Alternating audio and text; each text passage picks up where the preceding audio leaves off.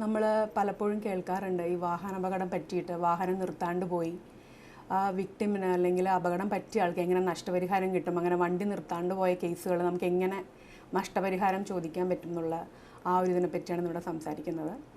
അതായത് ഇപ്പോൾ പുതിയ 2019 അമെൻമെൻറ്റ് പ്രകാരം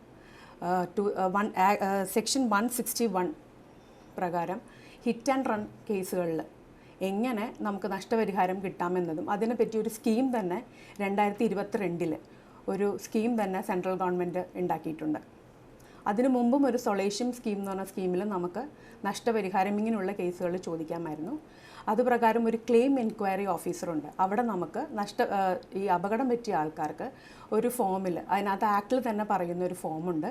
ഈ സ്കീം പ്രകാരമുള്ള ഒരു ഫോമാണ്. ആ ഫോം പ്രകാരം നമ്മൾക്ക് പിന്നെ റവന്യൂ ഡിവിഷണൽ ഓഫീസറിൻ്റെ മുമ്പിലാണ് നമ്മളത് ഹാജരാക്കേണ്ടത്.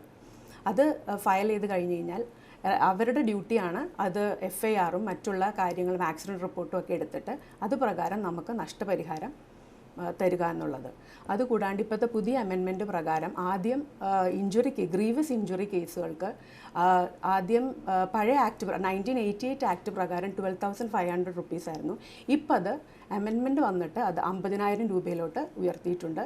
അതുകൂടാണ്ട് മരണപ്പെട്ട കേസുകളിൽ ഇപ്പോൾ 2 ലക്ഷം രൂപ വരെ ഉയർത്തിയിട്ടുണ്ട്.